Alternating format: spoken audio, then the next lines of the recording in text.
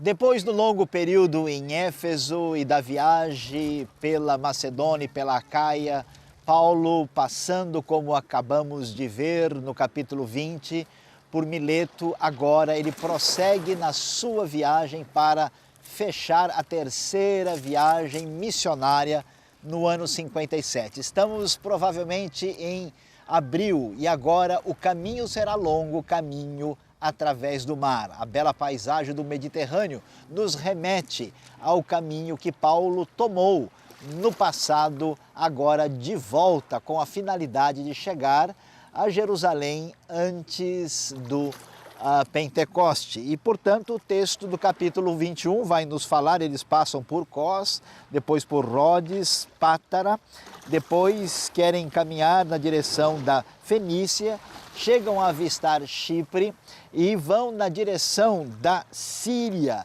Dá para olhar e perceber no delineio do mapa como este caminho vai sendo apresentado no texto. Eles vão desembarcar em Tiro, que fica na Fenícia, região atual do Líbano, onde o texto todo na primeira pessoa do plural para marcar a presença de Lucas, onde o nosso navio deveria deixar a carga. E eles encontram alguns discípulos ali, diz o texto, ficam com eles 7 dias. Nós vamos ver que o percurso todo, Paulo tem 2 semanas para chegar a Jerusalém. E então diz o texto que quando eles chegam ali, encontram os discípulos com suas famílias e muito felizes, mas todos quando estão reunidos têm a orientação da parte de Deus, do Espírito de Deus, e nesta hora o Espírito revela: Paulo, cuidado, mais para frente vai haver mais sofrimento, vai haver luta e dificuldade. Pelo Espírito eles recomendam que Paulo não vá a Jerusalém por causa daquilo que está prometido. A viagem prosseguirá em pouco tempo, atravessando as belas águas do Mediterrâneo. Eles vão chegar, passando por Cesareia, finalmente a Jerusalém, no desfecho da terceira viagem missionária de Paulo no livro de Atos, aqui na abertura do capítulo 21, no Rota 66.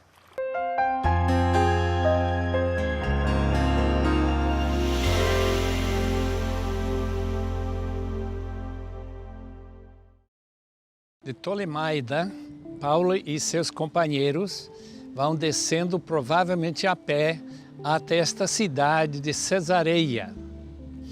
Aqui eles encontram-se com Filipe e suas 4 filhas que profetizavam.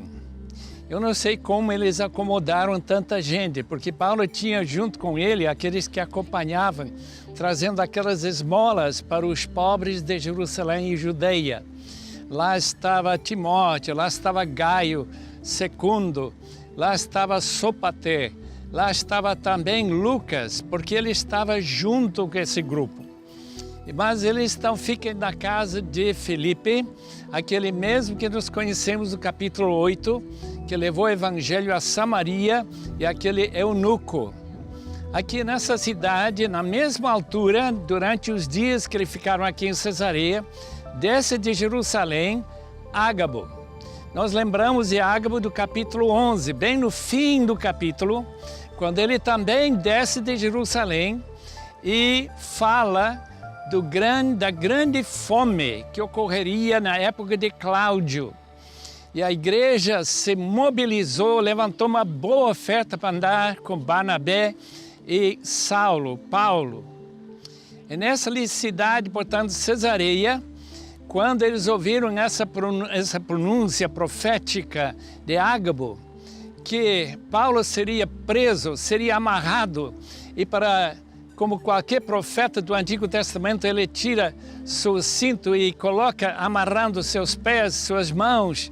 Ágabo fala do grande sofrimento que está na frente do apóstolo Paulo. Isso leva a turma, seus amigos tão chegados, a chorar e lamentar e tentar persuadi-lo que ele não deveria subir para Jerusalém. Com certeza Paulo não sabia que ele estaria de volta aqui nessa mesma cidade de Cesareia por mais 2 anos. Que coisa impressionante que Paulo teve que passar tanto tempo aqui.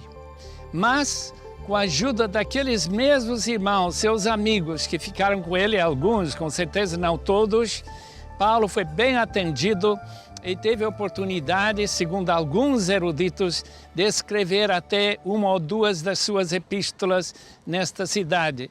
Nós não sabemos, não há nenhuma maneira de saber onde Paulo estava quando ele escreveu Efésios, Colossenses, Filemão, talvez aqui da Cesareia.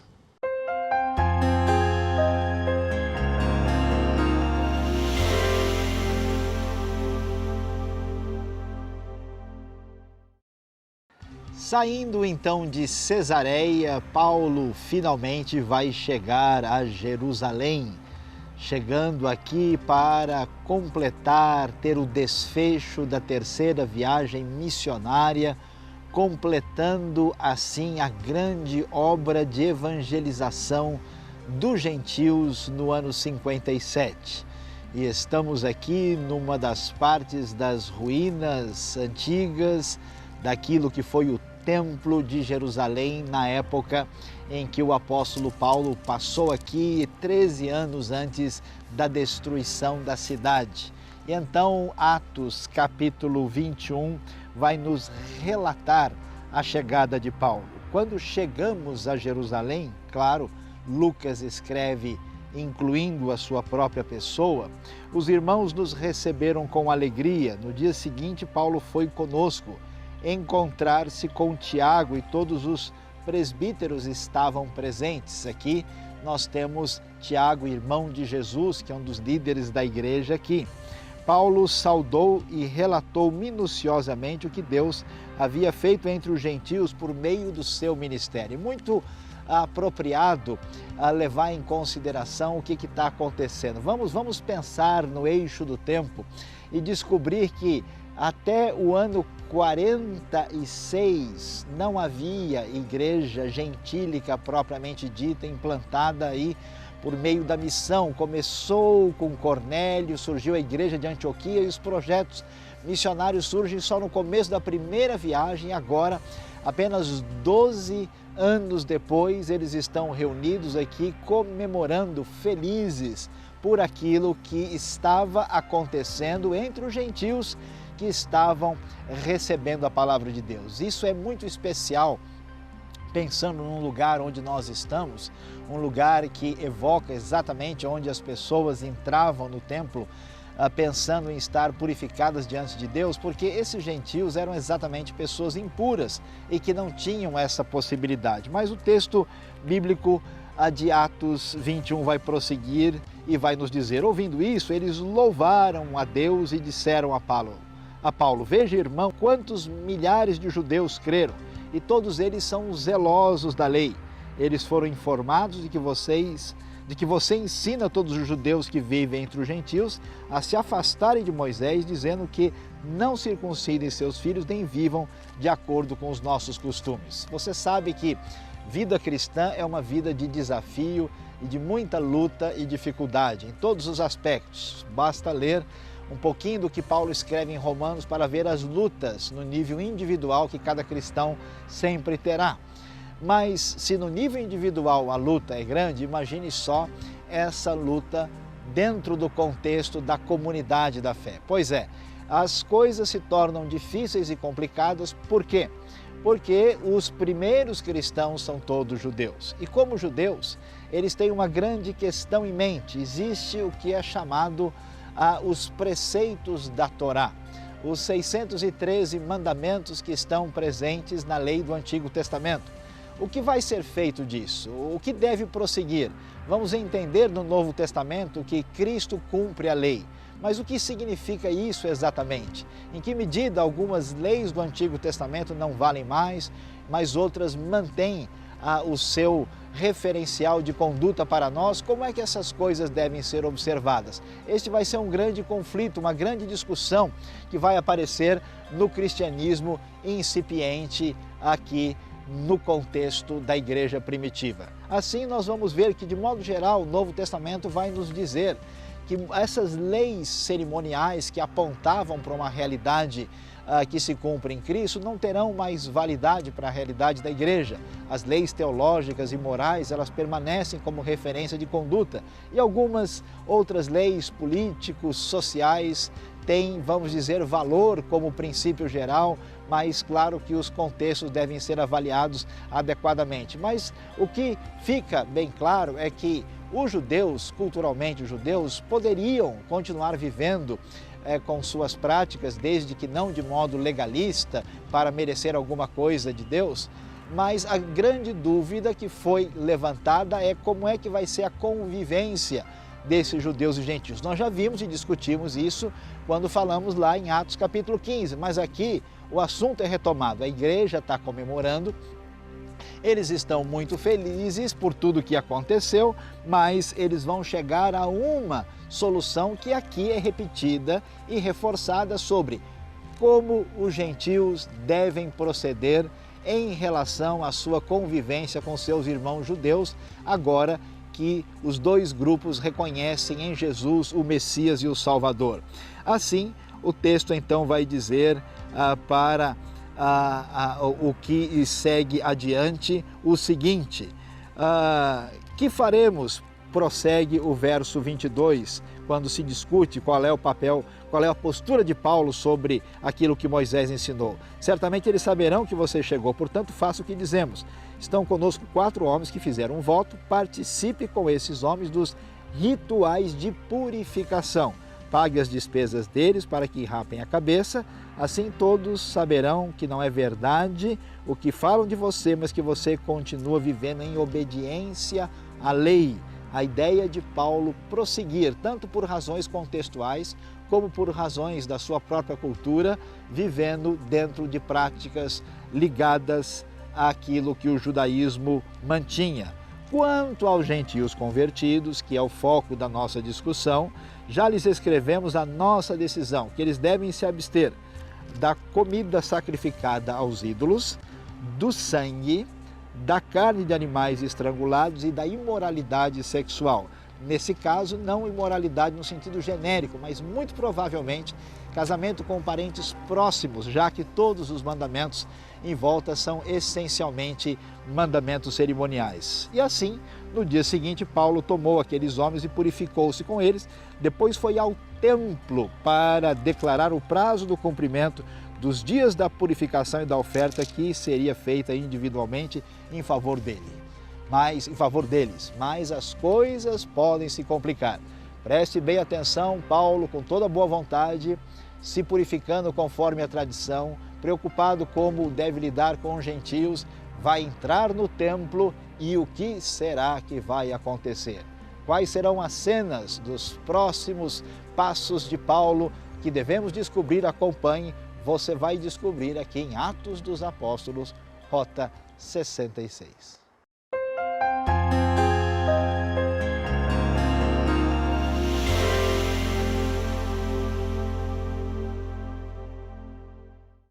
Certamente seria difícil para nós imaginarmos a importância desse local aqui, o templo que nós chamamos de Herodes, um imenso retângulo que comportaria umas 12 campos de futebol. Foi aqui que o apóstolo Paulo chegou, nesse ano 57, terminando esses 7 dias de seu voto, quando a multidão aqui dentro, nesse espaço, reconheceu. Eram judeus da Ásia. E como Paulo tinha passado quase 3 anos em Éfeso, certamente reconheceram facilmente esse homem que para eles era o espinho na carne. O resultado foi de agarrar nele, pedir que a multidão se aglomere e pegue nele, e tinha a ideia que ia matá-lo na hora, linchando. Esse alvoroço que foi criado foi de tal natureza forte, com gritaria, com terra sendo jogada para o céu, que provocou, no outro canto desse mesmo espaço, na Torre de Antônia, um alerta que o comandante Cláudio Lísias, com seus centenas de soldados, mandando para eles averiguar e acabar com esse tumulto. Como já sabemos, Roma estava muito preocupada com qualquer tipo de tumulto, qualquer problema em relação a manter a paz. Estamos no Império Romano com a Pax Romana, isto é, que as coisas têm que andar como em paz, como um mar, como um rio que não tem tempestade nenhuma. E agora tem a tempestade daqueles que querem matar o apóstolo Paulo. Cláudio Lício então manda os seus soldados para retirá-lo, arrebatá-lo dessa multidão. E quando eles perceberam que estavam chegando os soldados, naturalmente eles pararam de espancar o apóstolo Paulo. Então Paulo foi acorrentado e levado em direção à torre. O que aconteceu nessa altura é que Paulo pede aquilo que a gente não imaginaria. Em vez de buscar segurança, ele já gostaria de falar com essa multidão. Cláudio Lício ficou muito surpreso que Paulo sabia falar grego. Foi a língua comum da época que podia comunicar. E ele achou que Paulo certamente era aquele egípcio que levou 4.000 dos seus seguidores para o deserto. E Paulo deixou muito claro que ele não era nada disso. E de aqui para frente, o problema que Cláudio vai ter é saber por que os judeus querem matar o apóstolo Paulo.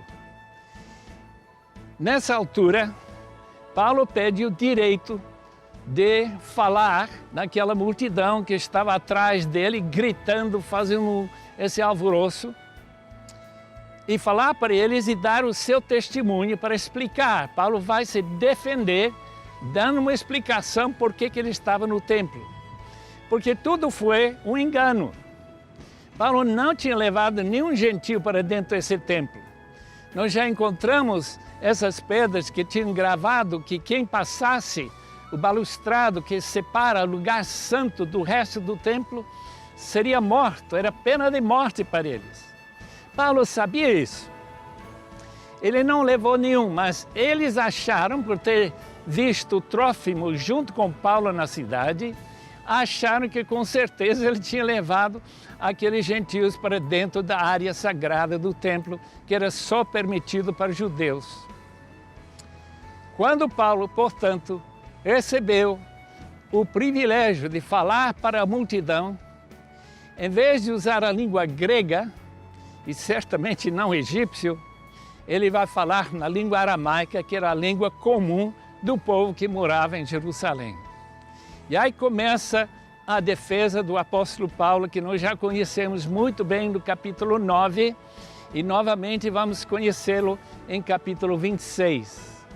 Esse testemunho de Paulo que ele vai dar, vai explicar como Deus apareceu para ele na pessoa de Jesus Cristo, quando ele era o grande perseguidor, quando ele estava andando nesse caminho de acabar com essa seita dos nazarenos e, pela graça de Deus, foi transformado com essa luz maravilhosa que desceu do céu. Glória a Deus por aquilo que aconteceu na salvação de Paulo. Ele imaginaria que esses judeus que estavam dentro desta área estariam convencidos que foi Deus que falou com ele, mas foi justamente aquilo que eles não queriam crer.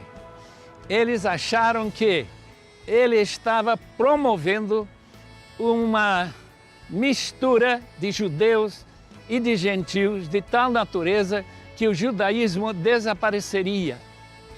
É isso que eles não queriam a qualquer custo.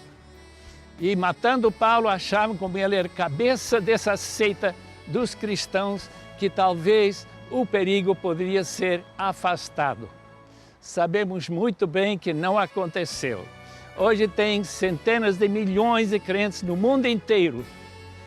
Mas Paulo, um dos líderes que Deus nos deu, 13 epístolas através das suas mãos, pela graça de Deus, ele não foi morto. Deus manteve sua vida e os seus adversários ficaram sem possibilidade de matá-lo como eles queriam.